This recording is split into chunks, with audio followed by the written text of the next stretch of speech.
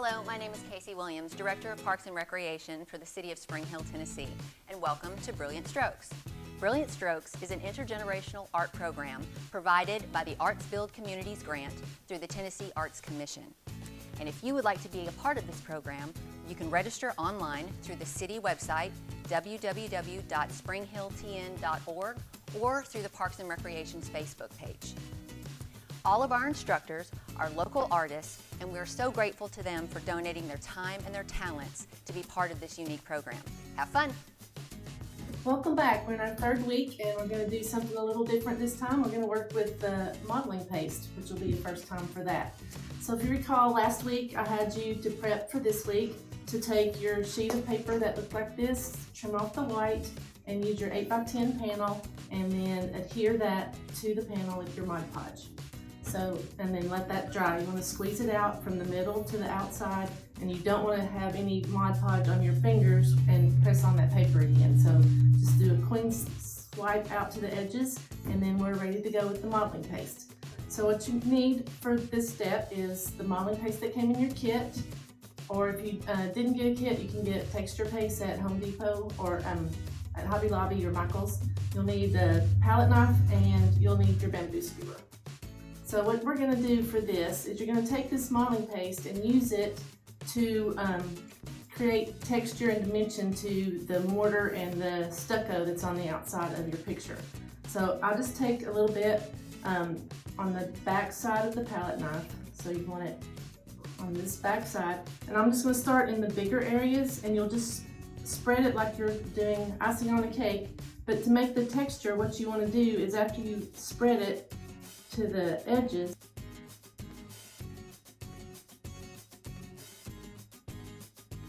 then to get that stucco look, just kind of give it some little taps in different directions, and that will pull it up away from the smooth surface that you have. And we're going to continue that on the stucco first, and then we'll come back and do some on the bricks. So just follow along. What I like to do is kind of, if this house number that's on here, I'm not going to cover that up. I want to save that, and I'm going to save this door. So you don't want to put any of the texture paste on the door or anything that is showing details. And just take it off the edges. And I like to just keep working around. Some ways, if you're right-handed or left-handed, you may need to turn it around, but you'll just, again, spread it like icing and then give it a little tap.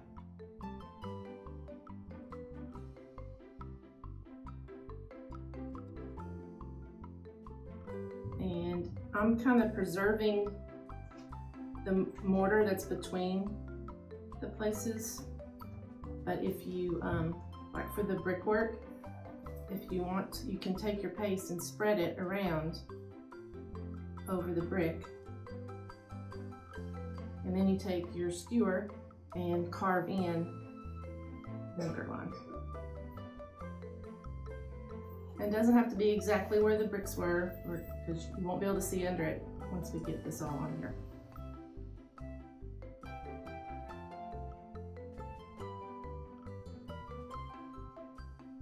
And this was just a regular copyright-free image that I got off the internet. You just print it on a regular color printer. Some of the sites that you can go to get pictures like this are Pixabay, Pixabay.com, Unsplash.com, and none of these require membership, or I don't even think you have to give them an email. They're not going to spam you. But and you can look for lots of reference photos. You just type in your subject matter and print it off. Sometimes if you save that picture and you print it and it's not the right size, a way to fix that is if you have Microsoft Paint, you can put your image into Paint and it'll allow you to resize it.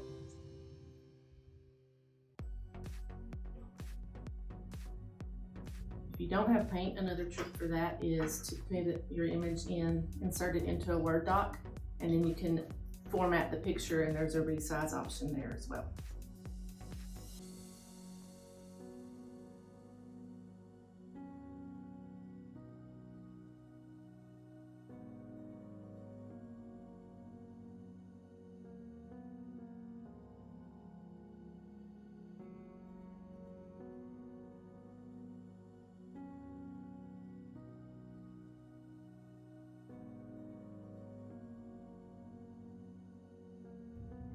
There was a little mortar line there that I went over, so I'm just going to carve it back out with my skewer.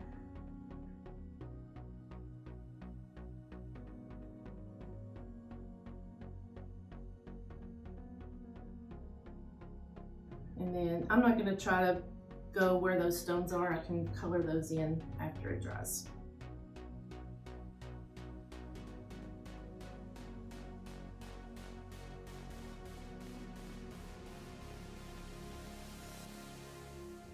And just take this and do a few little, just carving out some semi-round shapes there for stone. It's right here. Now for the bricks, I'm not going to do every single brick. I'm just going to pick a few on each side to add the texture to, and I'll just lay it flat on there with the pointed edge of your palette knife.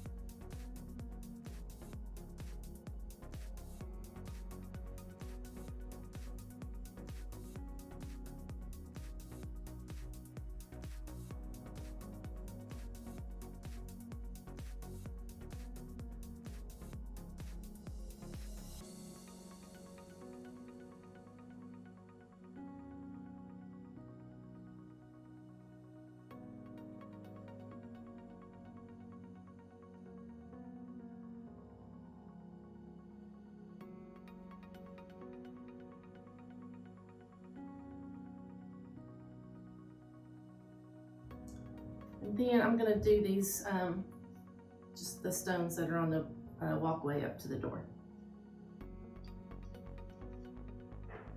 I'm going to try to just preserve those grout lines in between each stone.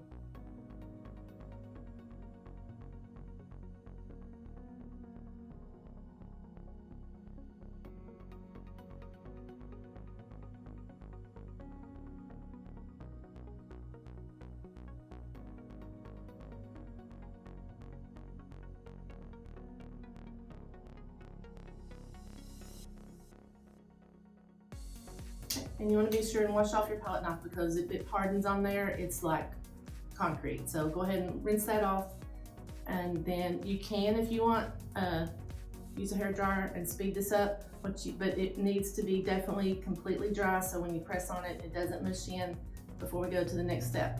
And when we come back, we'll start with our paints and add the colors. Okay, we're back. So now for a little bit of the messy work. We're going to pull out our paints and a water container and your brushes. And the process here is we're going to recolor that modeling paste. So I like to make it look a little bit grungy and have it look as if the stucco and the outside of the building has had maybe some moss growing on it, some things like that, so it colors it up a little bit different than what the original was, which it's totally up to you, whatever colors you want to use.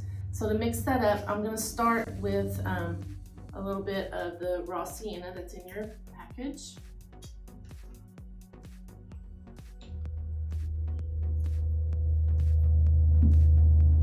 Some burnt sienna.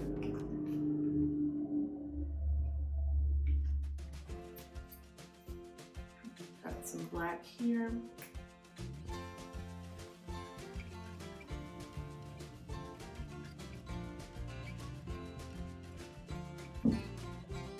Red.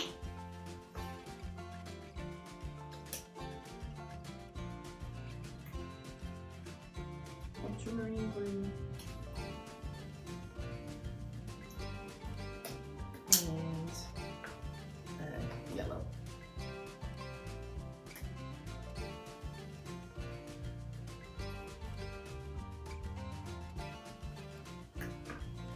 so I'm going to start mixing up a little bit of a greenish color, and so to do that I like to mix the black and the yellow.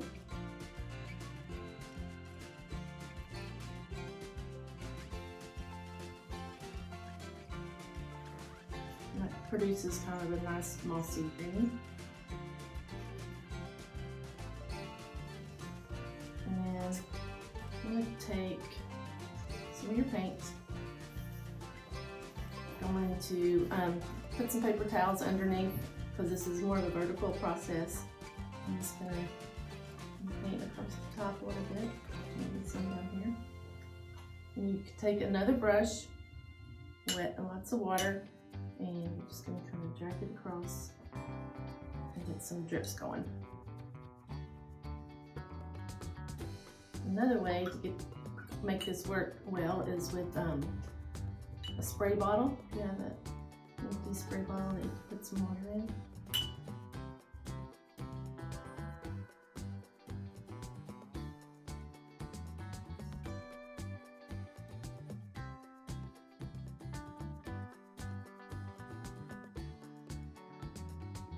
And if it starts to run on your door, you'll just get some paper towel and dab that off. So I'm going to keep working on that.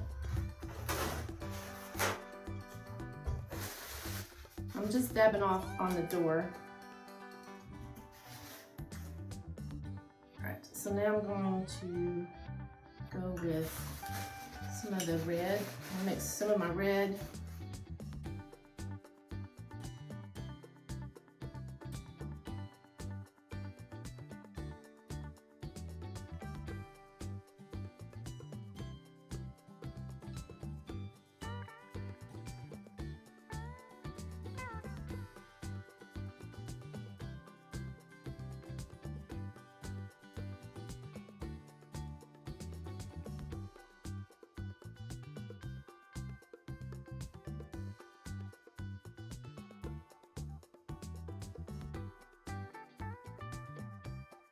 Now I'm going to make a little bit of kind of a grayish tint to put on around the door face because I don't want it to be all stark white. So I'm going to get out any of my white paint and do a little bit of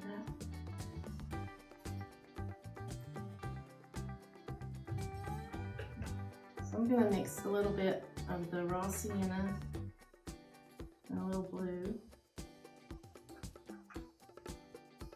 and a little white.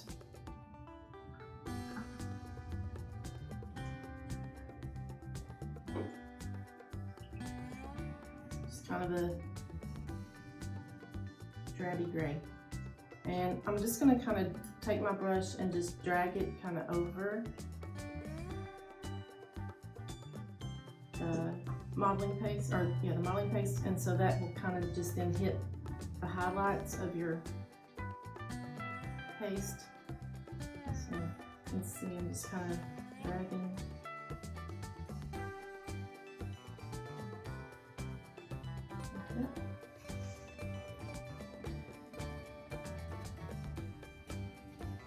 Just using the side of the brush. If you want, you can also use your fingers. Your fingers are sometimes some of the best tools.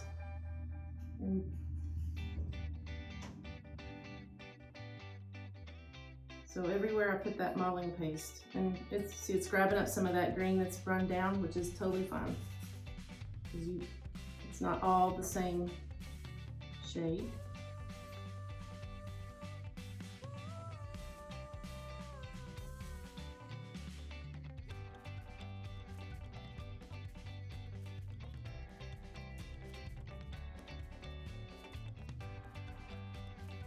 And on these stones at the bottom, they were a little bit different colors, so I'm gonna make those different as well. I don't remember what color they were, but it doesn't really matter anymore. Just color your color.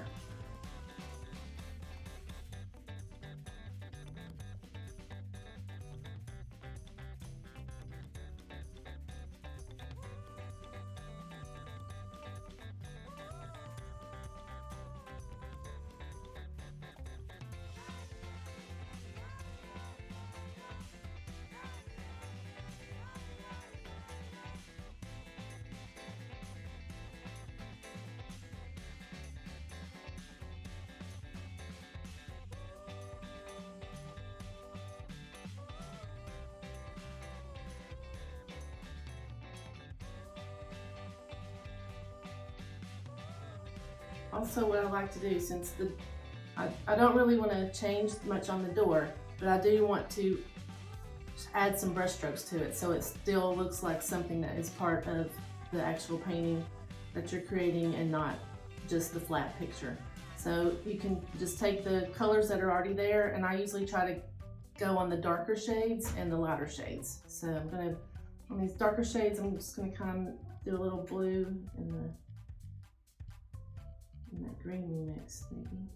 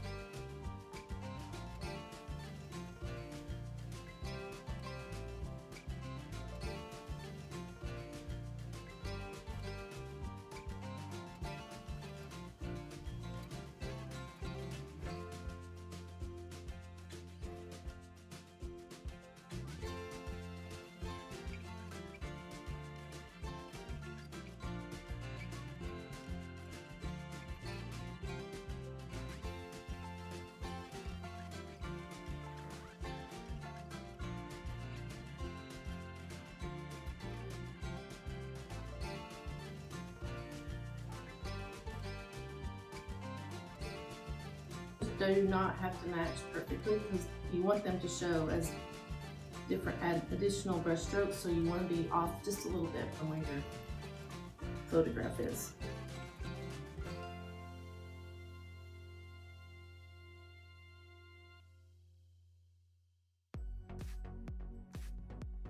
I'm going to mix a little of the raw sienna and white to paint on the bottom of the door down here.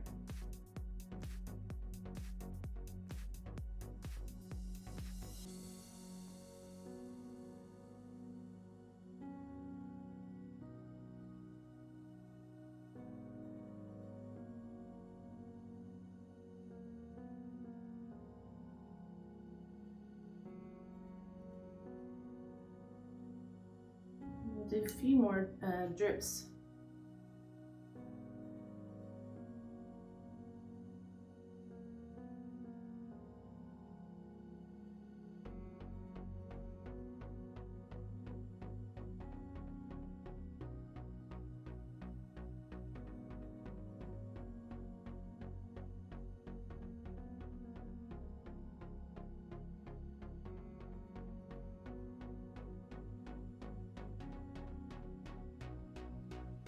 I'm going to muddy it up a little bit.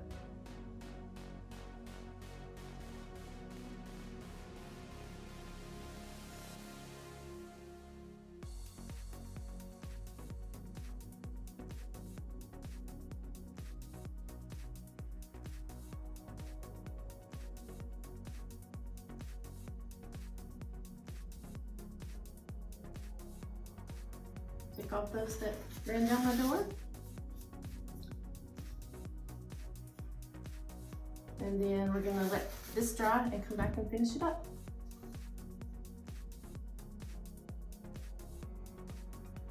Okay, so now for the finishing touches, if you've got a charcoal pencil or you've got regular colored pencils, watercolor pencils, or just a regular graphite pencil, any of those will work. Alternatively, you can just use some black paint with a sponge or a paper towel. And so what I'm gonna do now is kind of go in and darken up some of the mortar places so that it'll have a little more depth. So in the final steps, you just add shadows and highlights. This particular pencil seems to activate a little water, and then it's just smudging it around.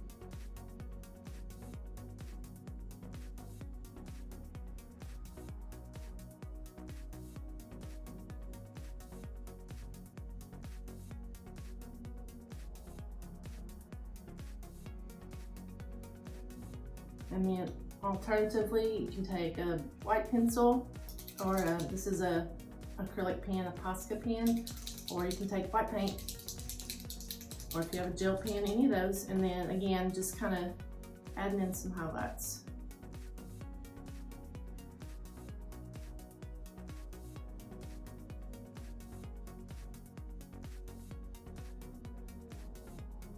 So there's just kind of a few places.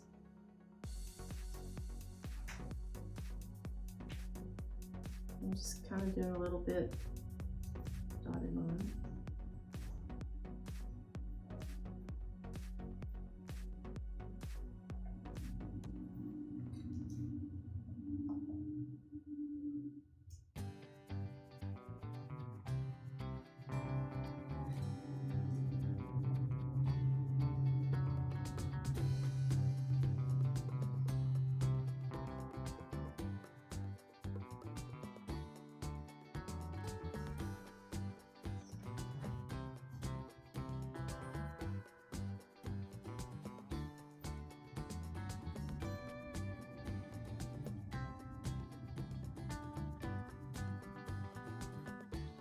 And there you have it. So this is the finished project. If you want, you can decoupage, cut out a saying. One of my favorites is "Old ways won't open new doors," and you can decoupage that on there with your Mod Podge or just write it with a pen. So now for the next class, what I need you to do to get ready for that is, if you got one of the kits and your one of the smaller panels is still painted a blue teal color, I want you to take the gesso and give it a couple of coats to cover that up, and we'll be working on another collage like this for next week.